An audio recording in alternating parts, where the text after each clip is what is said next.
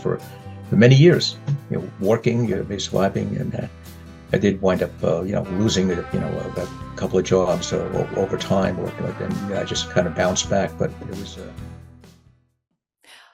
Welcome, everybody. This is Katie Lane with Thrive, and I'm here today with a Sinclair Method success story. Today, I have with me Andy Matheson. Very excited to have a chance to interview you and have you share your story with my subscribers because I've known you for a while now. Actually, I think it's going on multiple years by now.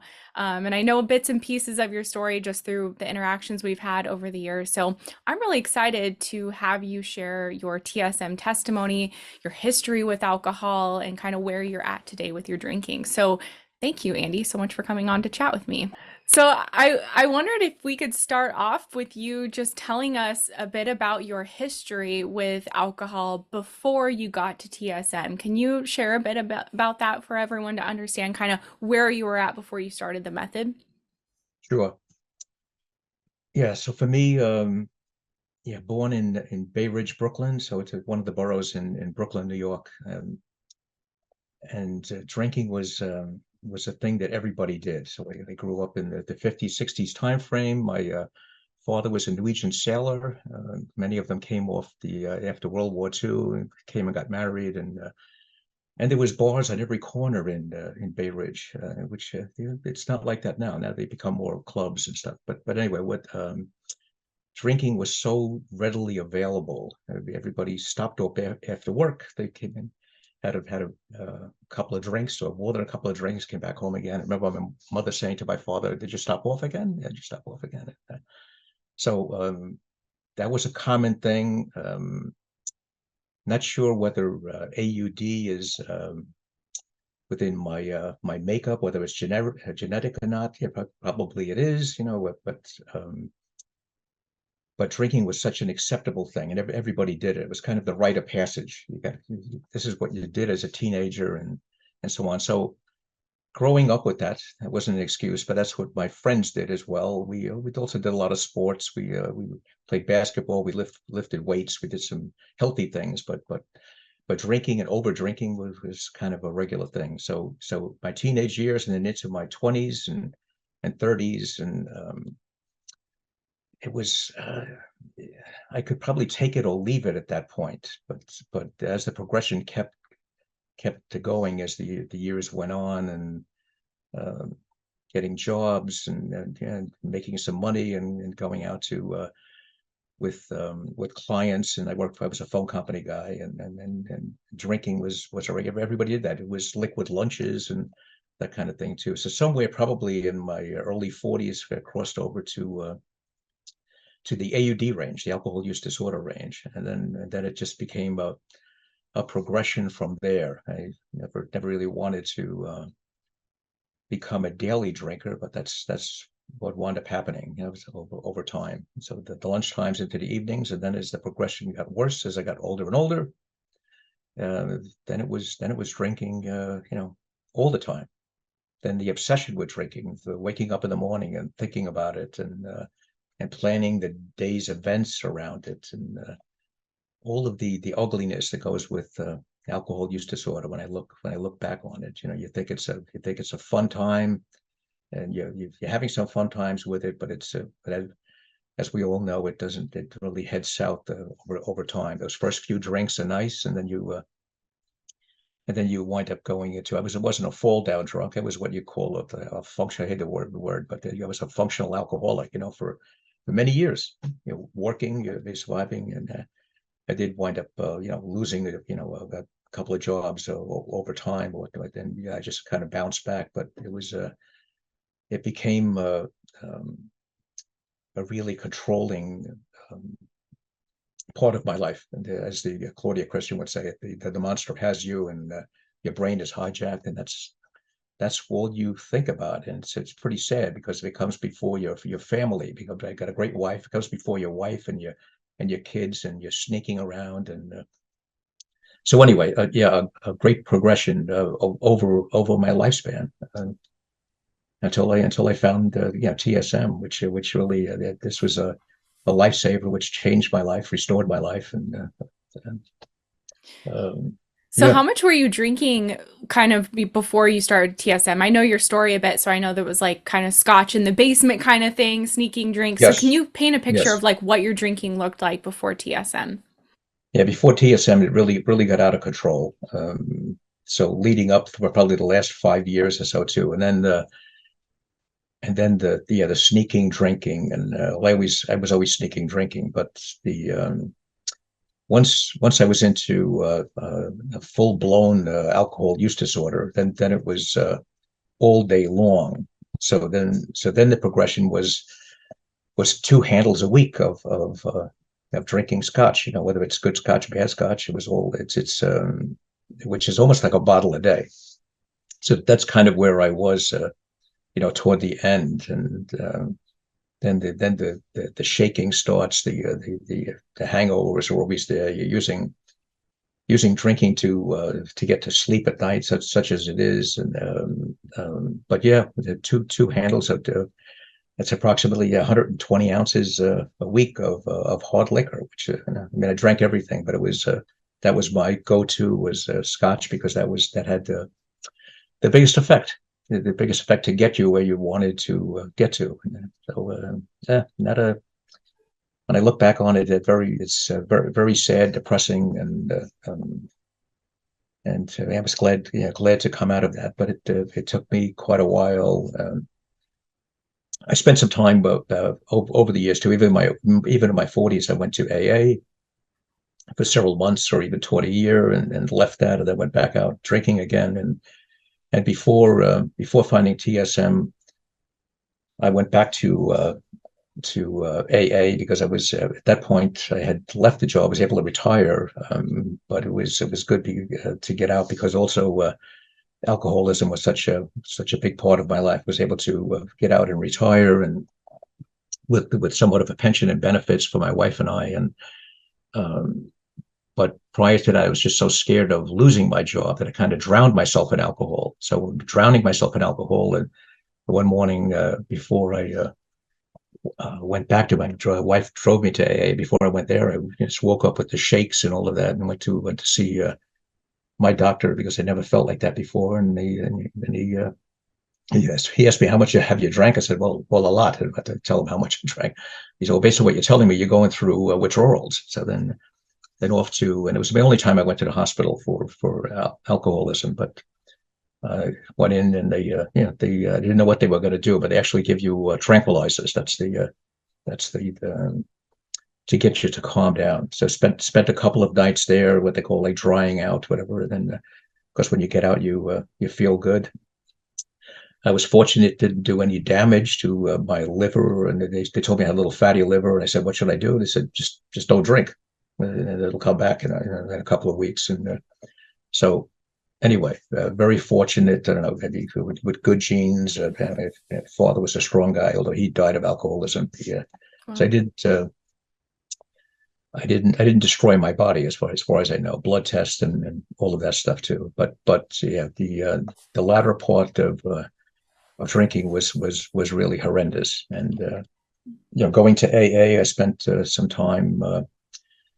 Went into AA again after 20 years being out of it, and spent 6 months. And that's 6 months, 3 months. They always tell you have to do 90 days, 90 meetings, and I did that, and I still wasn't convinced that I was, in an alcoholic, condition. I never wanted to accept that, but Right.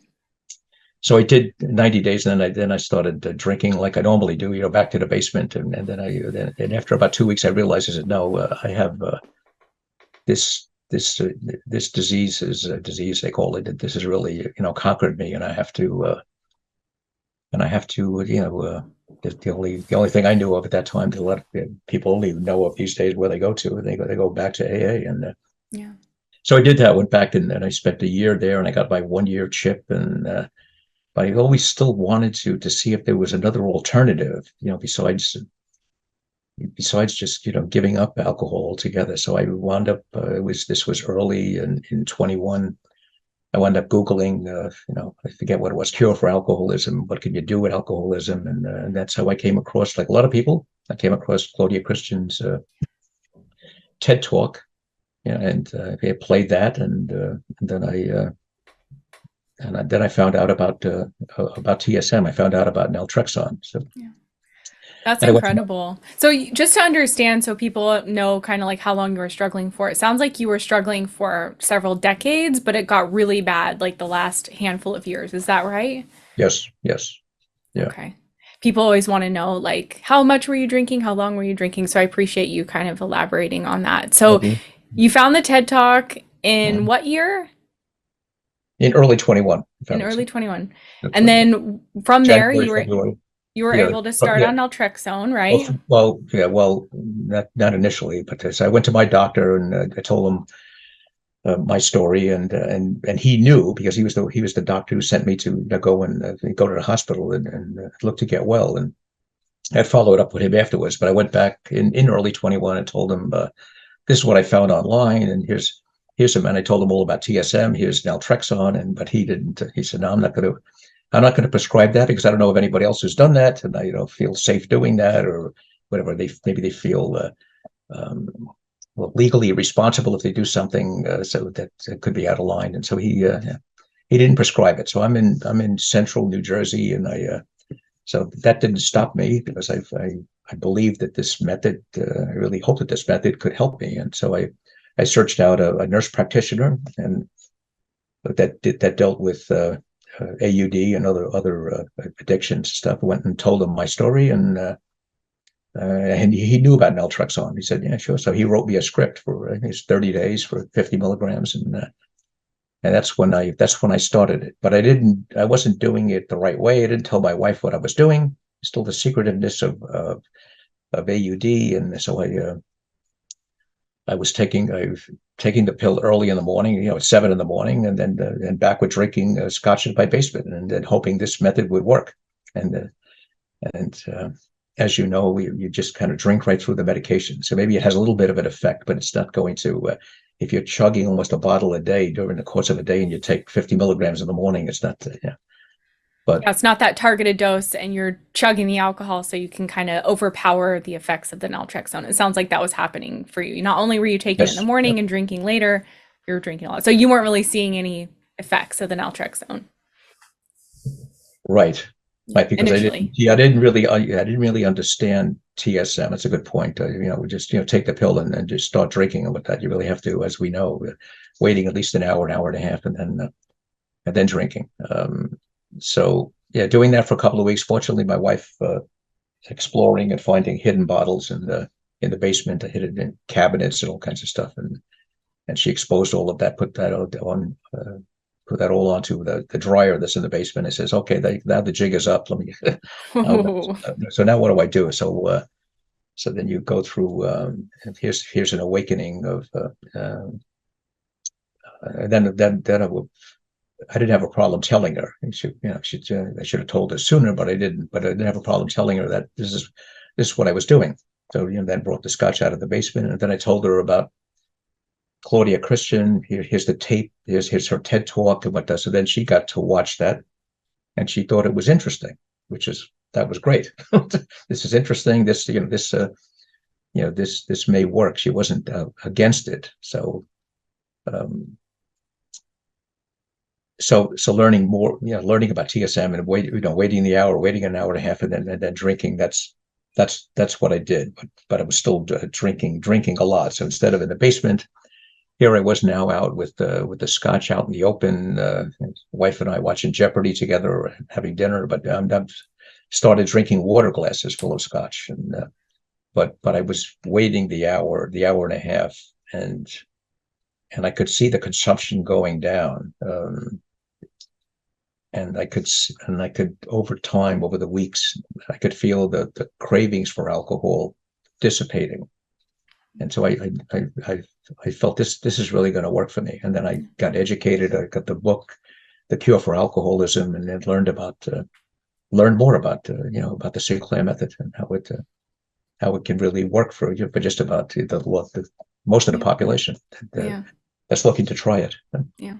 So that's what I did. So I did, and then I joined RIA Health. I know that's where I met you, also on RIA Yeah. Health. That's where we met, They, Rhea Health. yeah, and they And you had your story in the New York Times for those who are curious. Like you can find Andy's story in the New York Times from an article a couple years ago. Yeah, it was posted in the summer of like August of 21. Because I was deemed to be one of the success stories, if you will. So Yeah.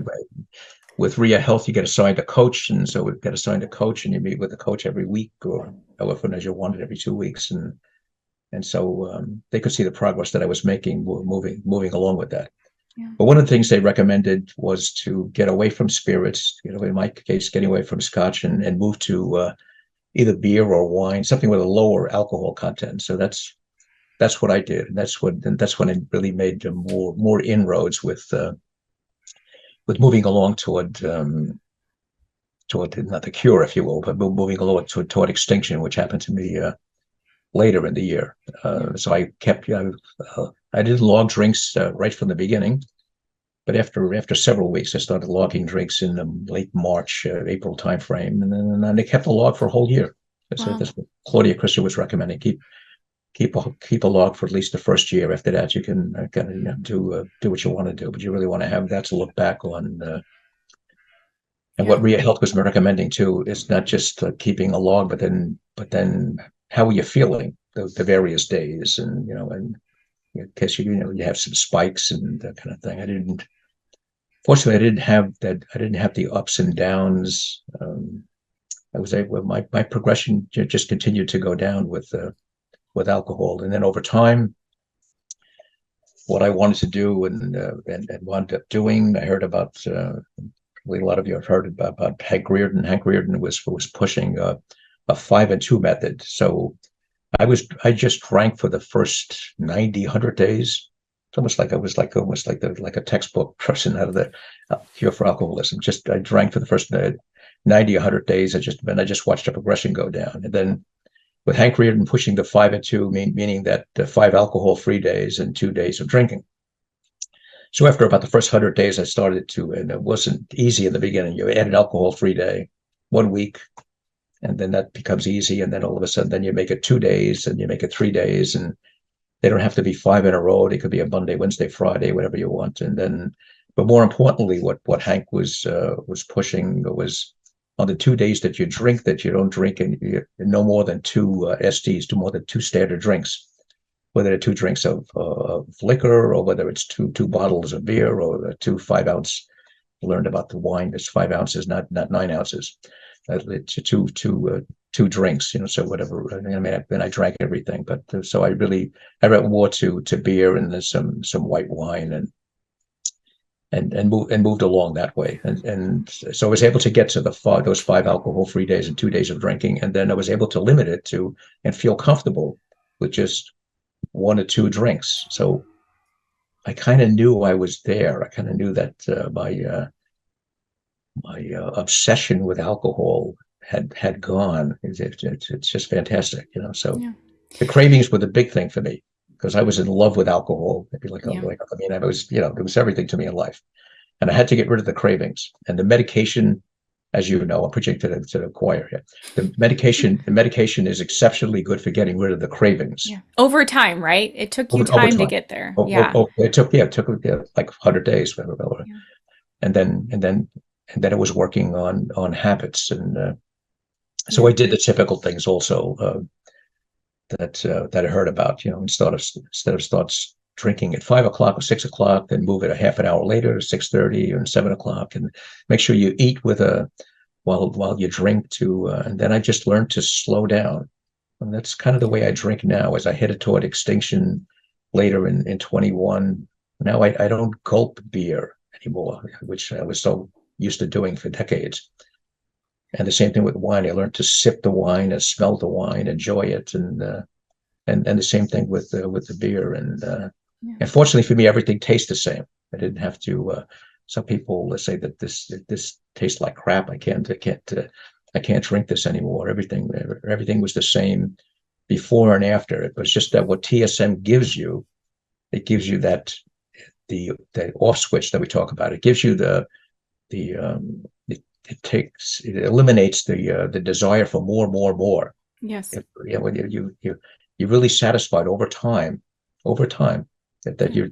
you with just 1 or 2 drinks. and you join what I say to people, I joined the normal drinking group now. So Exactly. when I get together with my three kids, they're all in their 30s, so they all they don't have an alcohol use disorder, which is good. As far as I know, and hopefully they never will. But they drink at those one or two, maybe three drink levels or whatnot, and I see the way that they drink, and they sip it, and and the same thing with my wife. She doesn't drink that much, but when we go, for instance, going out to dinner, we go out and have a nice meal and whatnot, and I watch the way that she drinks, and she has a glass of wine, and that glass of wine is lasting a whole hour as you go through a meal. Yeah. That's what normal people do. Right. But I couldn't. I No, that couldn't. wasn't, I yeah. couldn't. Yeah, Not when we have AUD. That's like impossible. I mean, we that's could like maybe force ourselves to do that, but it's a lot of work. It's annoying. We are thinking about it. It's preoccupying. It's difficult. And what I love about your story, Andy, and I know, a bit more about you for your background, but it's like you started the method as someone who drank heavily for decades, really struggled, hiding scotch in the basement, secret drinking, really struggling, having withdrawal. And then over time, it's like, okay, you start TSM, you start to do it correctly, you bring the scotch out of the basement. Now you're drinking it in front of your wife. And then you switch to beer or wine. And then you started kind of changing your habits a bit and changing the routine up. And it was just this gradual progression of you making these subtle shifts continually on the method. And that led you to the place of extinction, which for people watching, extinction does not necessarily mean abstinence on the Sinclair method. It means really total regained control over alcohol. And it's a subjective experience, like Andy was saying, it's you personally know when you're at extinction, when you have your control back over alcohol, you have that off switch, you're not mentally preoccupied and craving it anymore. Those are all signs of it. But it took you time to get there, and it took you meeting the medication halfway is, what I like to say. You were conscious about adding in more alcohol-free days, conscious about logging your drinks and all of these things that they do take effort, they take attention, they take planning, but it's not like, you're white knuckling yourself every single day and saying, I can't drink today. Can you talk about your experience a bit with that and kind of meeting the medication halfway, or what you were doing to change the behaviors? Like, what was that like for you? Was it difficult? How did you, ensure that you were successful and consistent with it? Would just love to hear a bit more about your experience with that. uh, I guess yeah, a lot of interaction with my wife, and discussing it as well. The consumption of alcohol that I did over the years, and feeling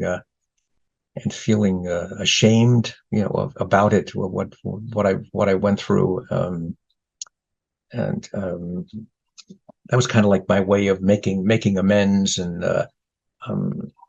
but yeah, just trying to relate to your question. I really just had a desire to get down to a level of acceptable drink, a level of normal drinking. So that was my goal, and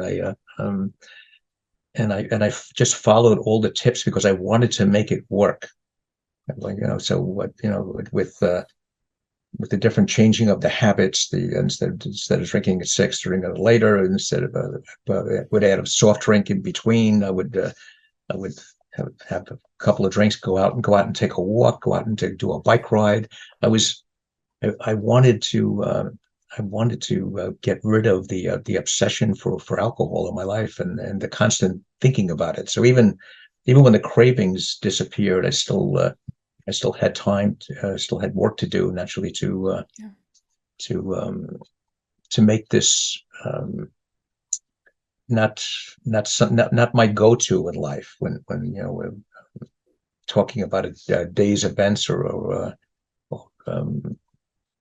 meeting with family and friends or whatnot. Not going to always have alcohol involved with that. So you can bring soft drinks. You could actually go to, and people, not too many, but people go to what they call a dry wedding. Go to, and then just have regular drinks, or meeting. Wherever you might be meeting people, that alcohol isn't the focus of attention. So that was a big change for me too, because alcohol was everything to me, and I still think about it. Going to and go attending events and whatnot. But I've just learned over time that it's not that obsession is really not there anymore. I have plenty of still scotch in my house and beer and wine in the refrigerator, but it doesn't call me like it used to. I know it's there, but I don't. But I know that if I drink, I'm not going to overdrink. Take the medication, and then you and the off switch for me is definitely there. Yeah.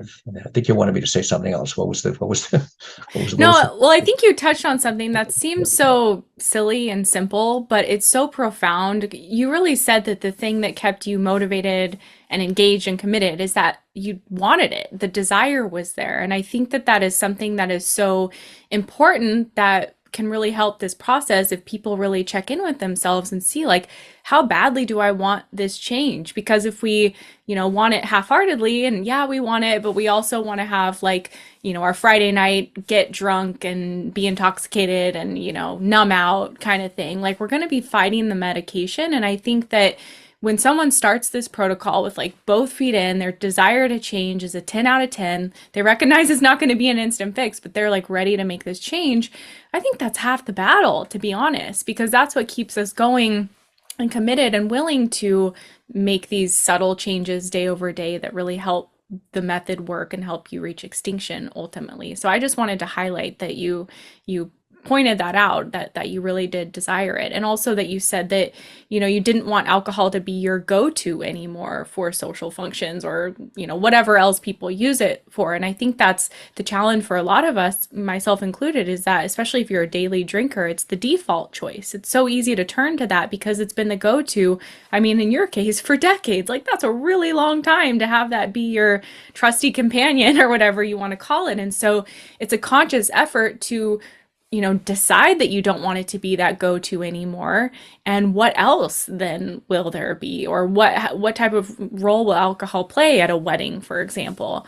So I just appreciate you speaking to those two things because I think it's a really important part of the process that really can be ignored or, not something that a lot of people focus on initially because it's that internal work of like, do I really want this? And like, what actions will I take each day to make it so that alcohol is taking up a smaller and smaller part in my life? And it's not this thing I've got on a pedestal and am chasing every day. yeah. Psychologically, it works. It works on me also because I spent so many years drinking. And I just went to I think I was telling you, I just went to a nice fancy wedding over this past weekend, and it had actually had three drinks, but and it was okay. I could feel the effects of not wanting to overdrink, and the third one was actually too much. I never even should have had to drink, but psychologically, I was thinking because this was a nice fancy wedding, they had these set up bars. It was yeah, it was 4 or 5 hours of open bars. Just I mean that was my thing. I loved that going in. I would just bounce around from bar to bar and keep on going. So but those I don't even want that life anymore. That's just not something. It's not healthy. And why would I want to and be falling asleep in a corner or something like just that. So but psychologically, I still like kind of like went there. So you have a third drink, and it was and even now when we're having this interview, my wife is going out. She's going to buy some garments or something, and then when she would go out of the house, this is my time to go and drink. So I still psychologically, I still think of these things. This is because that's what I did. The sneakiness of all the so yeah, what I'm getting at is that that's there, but working this method keeps me at a bay from even if I do drink secretly. I'm not going as long as I remain compliant. I'm not going to get in trouble. Yeah. But it takes time for this old for me this old thinking of what I did for and that's to go away over time. And how does that it's but I think the main thing for me is that I'm not I'm not looking to go back to the world of alcohol use disorder. I have no desire to do that. this has saved my life. This has restored my life. I can hang out now with the normal people. I don't have to, you know, I have nothing wrong with AA, but I don't have to. I always felt like an alien because I have to go to all the meetings and whatnot. And then when with family would get together, I couldn't be part of that. I can't be. I have to remove myself from their drinking because, as you know, alcohol use disorder or something that even if I'm a year sober, I still have a desire to go and do that Right. again. And then looking at the bottles and on a table or something that's not a, you know. So here, and I'm preaching to the choir again. Here, this is freeing. It's a freeing method you can do. You don't have to worry about alcohol anymore. That is controlling your life. That you're obsessing over it. You know? Yeah. As long as you keep staying compliant and working with this. And fortunately for me, again, no side effects, and so it's been a good ride. And yeah, I'm very fortunate yet to have it happen, relatively quickly for me.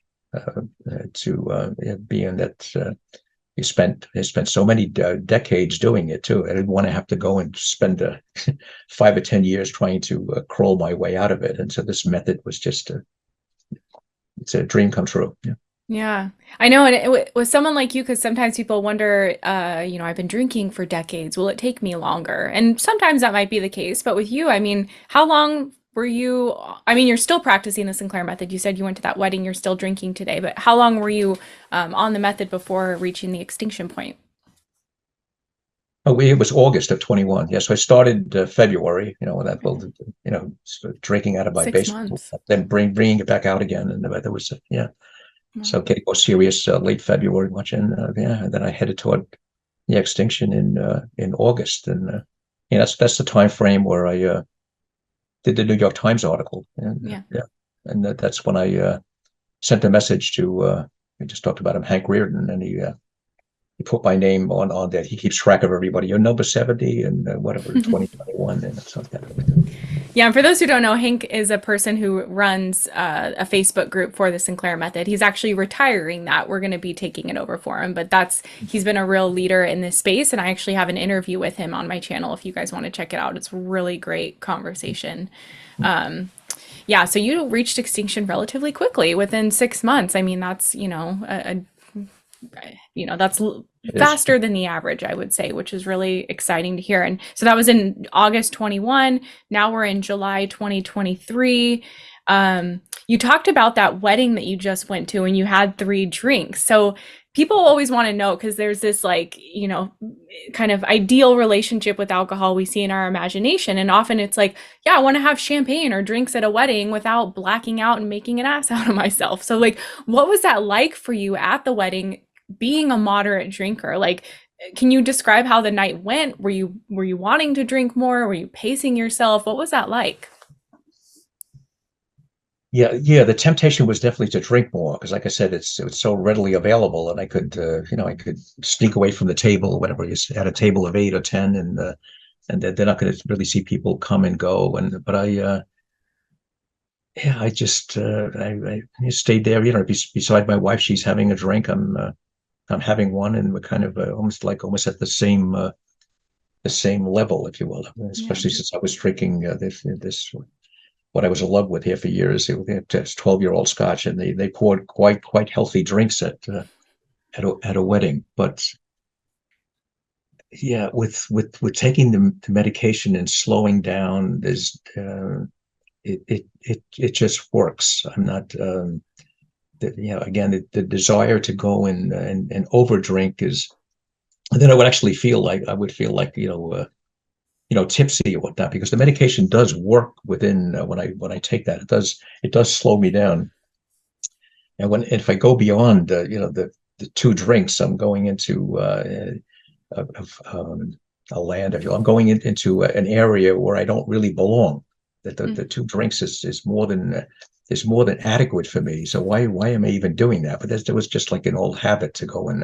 But it was definitely no more than that, because then I'm almost like getting sloshed. And I didn't want to. You're a lightweight now. I'm like, yes, it's because the AUD is that tolerance I had for alcohol built up over all those years. And now that tolerance is gone. Now you're down to, it's like reversing that. You're going back to whatever, in the early 20s, whatever, where I, if I drank that much, I would be like throwing up or whatnot. So yeah, it's not, yeah, Yeah. it's not there anymore. You're just, so yeah. Yeah. So you said like the temptation is there to have more because it's just all around, but it's not like this overwhelming desire. It's like you're fine just sipping your drink next to your wife. Am I Yes. understanding correctly? Yeah. Yes. Yeah. Oh, But that's really again, it's a habit. But you go into a wedding, and a lot of people overdrink at weddings or whatnot. But then I just realized that having a couple of drinks, and that's more than satisfying enough. So why go in? I can't even think of like drinking 6 bottles of beer now. Because why would I want to do that? I don't know. A couple of bottles of beer is all you really need, but it's it's because TSM became a part of my life. Yeah. What's coming to mind for me is like when we eat dessert, like we might get ice cream and have a double scoop, but like why would we want more than that? It would just make us sick. It wouldn't be appealing. It wouldn't be delicious. We might get Why would you eat a sugar. whole? Yeah, everybody eat a half a gallon of ice cream. Yeah. Well, you could, but what wife? Yeah. You'd be paying for it afterward. There would be consequences. Yeah, that's a really incredible place to be in a place not only where you have your control back, but you like don't even want to drink more, like you're satisfied with that. That is really freeing place to be. And I'm so happy to hear that. So on an average like week or month, like what does your drinking look like now that you're a couple years post extinction? Now it's now it's no more than 2 days a week where I'll go out to dinner with my wife, or we'll go down to the beach. We're building a beach house in New Jersey. It Mhm. was handed down to the family, and so we'll go down there and then have 1 or 2 drinks. My wife drinks gin, and I even drink gin with her now too. But it's no more than 1 or 2 drinks. So it's maybe like two times a week, probably. Oh, That's yeah. kind of Otherwise, boring in a good way, right? well, Uneventful. yeah. It's just That's cool. it's more important. Even if it was 7 days a week, it's more for me. It's more importantly that it's no more than 1 or 2 drinks. Because that's quote normal drinking for a man. 14 drinks a week. No more than, and for women even lower. But that's Yeah. so Yeah. And it's not it's sneaking. It's not to get drunk. It sounds like just to enjoy it socially or with a meal. Like it's, yeah. a normal relationship with alcohol. Yeah. Um, so a couple final questions as we kind of prepare to wrap up. I'm just curious, was there anything on the Sinclair method for you that was challenging, or that was, difficult for you to overcome?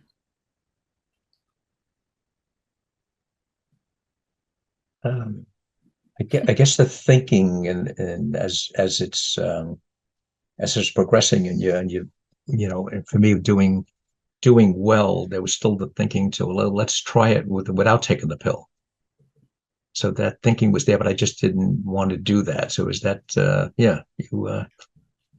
maybe I've got this thing licked or whatnot, and then I can quit now that I'm only having 3 drinks instead of 16 or something like that. But I wanted it to work, and then I heard about the alcohol-free days, and I wanted to stay with that.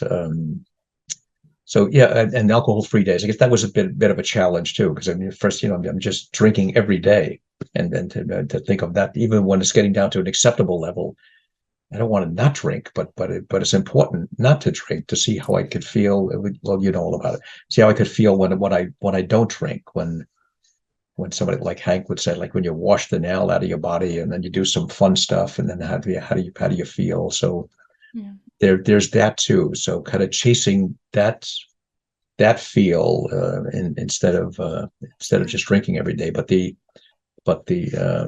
go-to, of course, for me was to drink every day. So maybe that was a bit of a challenge to add the alcohol-free days. But then once I got going, then it was fine. Yeah. Yeah. Yeah, and I appreciate you speaking also to the temptation to drink without naltrexone. I think all of us have that temptation at some point on the method because, yeah, we're curious. And someone recently asked, like, am I getting too cocky if I feel like I've been, cured in the first couple months on the method? And I think that's the thing. We get really confident, like you were saying, oh, I've got this now. I don't need the medication. And that's where it can kind of slide back into old habits for people. So compliance is the golden rule for a reason, right? Yes. So was there something in particular that was easy for you about the method? Something that was easy. Yeah, it didn't have nausea, and um, yeah, taking the medication and waiting. Sometimes they didn't always wait an hour, but it wasn't it wasn't a problem. It was easy for me to take the medication every time I drank because as I got into it for the first weeks and months, and it was something I definitely knew it was going to work. I felt it was going to work once I saw the consumption going down, and so the easy part, yeah, taking the medication and staying with the program, um, having drinking there with my wife. It was painful for her, Yeah. but over time it was good that she could see that because she was doubtful that this was going to work, and of course it did. But the easy part of it, yeah, was I got to actually enjoy that part of it with drinking in front of my wife, because then all that secretiveness was all gone, and now then she could see what. So I really embraced that, Yeah. and so did she. And Yeah. she's still somewhat concerned about my drinking, because I did that for decades, and then just to even now at the wedding. So how did you do? And then you tell her how I did, yeah, Is she surprised to see the transformation in you, your wife? Like what has her perspective been on this whole oh experience? yeah, oh yeah, no, she's delighted. There was she talked about it with her. We went to a therapist for a while, and then she branched on it and kept the same therapist and still meets with her on a regular basis. But yeah, she calls me the new Andy. As the new Andy versus the old Andy, and Oh wow. it's like right. So it's yeah, it's uh so that part of it, I guess was easy for me for to to um to get away from the secretiveness, and just bring it all out into the open, Yeah. and my friends seeing and family too, because they know that I overdrank for years too. But now as I hang out with them, and then we have a drink, they see the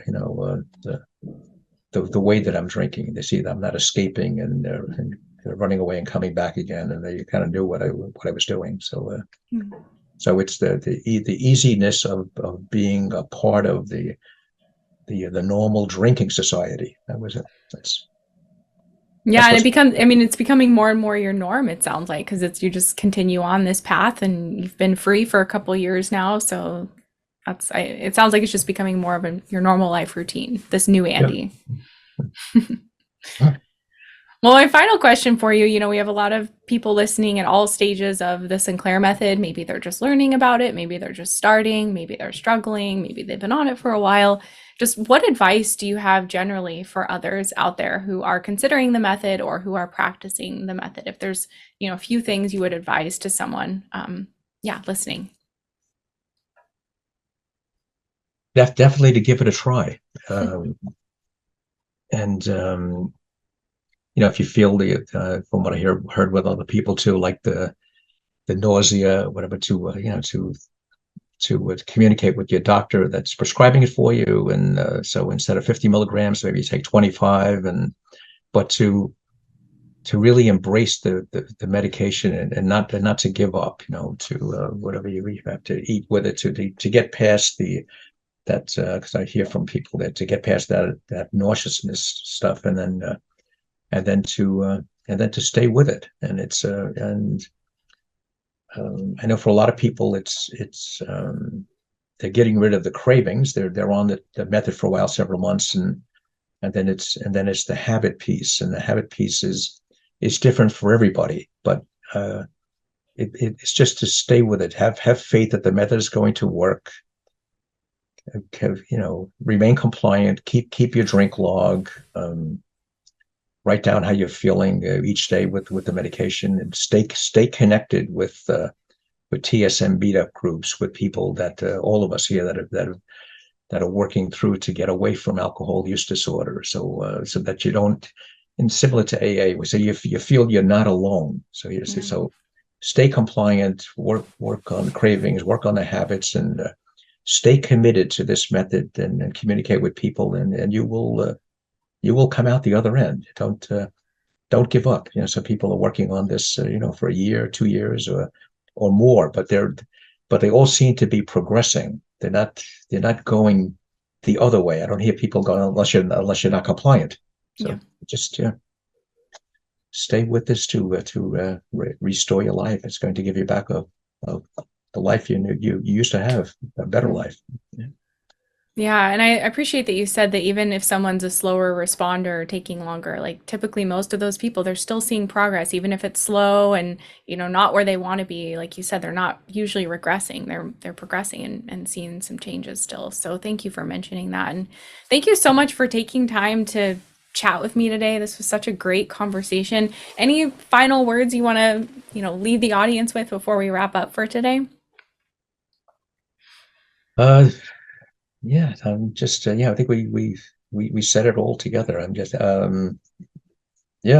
keep on tuning into to Katie's messages. She says she's a big marketing person, and then this has become a life mission for her to go and push out this life-saving method to all. So it's again, just stay committed, and you will obtain a whole new life as well. Yeah. Amen. Well, thank you so much, Andy, for taking time to chat with me today. I really appreciate it. And we'll talk to you again soon. Have a good day. Bye.